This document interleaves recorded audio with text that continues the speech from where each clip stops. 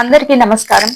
ఎప్పుడైనా ఏదన్నా పని మొదలు పెట్టినప్పుడు ఇంక ఈ పని కావడం లేదు, ఎంత ప్రయత్నించినా ఆలస్యం అవుతుంది అనేటటువంటి అనుమానం గాని మీకు కలిగితే ఈ మంత్రాన్ని ఉపయోగించండి.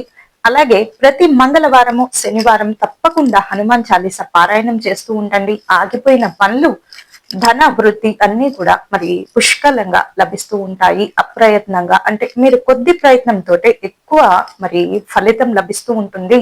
మనం ఎన్ని ప్రయత్నాలు చేసినా ఒకంత రవ్వంత మరి భగవత్ ప్రేరణ అంటే భగవంతుని చూపు దృష్టి మన మీద లేకపోతే ఎన్ని ప్రయత్నాలు చేసినా నిష్ఫలం అవుతూ ఉంటాయి.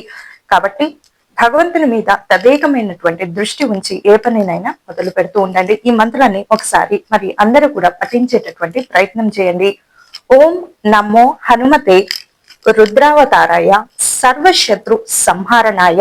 అంటే శత్రువులు ఎవరైనా ఉంటే సంహరించబడాలని, సర్వశత్రు సంహారణాయ. అలాగే సర్వరోగ నివారాయ అంటే ఏవన్నా వ్యాధులు, దీర్ఘకాల వ్యాధులు ఉంటే నశింపబడాలని. అలాగే సర్వరోగ నివారాయ సర్వ వశీకరణాయ అంటే ఏవైనా ఆగిపోయిన పనులు అన్ని కూడా మీ అధీనంలోకి రావాలని.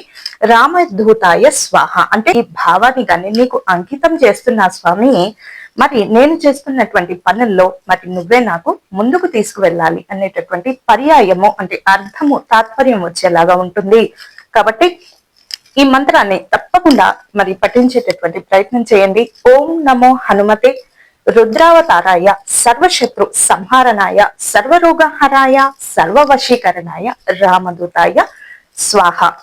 మరి పిల్లలు పెంకిగా మాట వినకుండా అల్లరిగా ఉన్నట్లయితే మరి ఆంజనేయుడు గుడికి తీసుకెళ్ళండి, ప్రదక్షిణలు చేయించండి, ఆ సింధూరాన్ని వాళ్ళకు పెట్టండి, మీరు పెట్టుకోండి.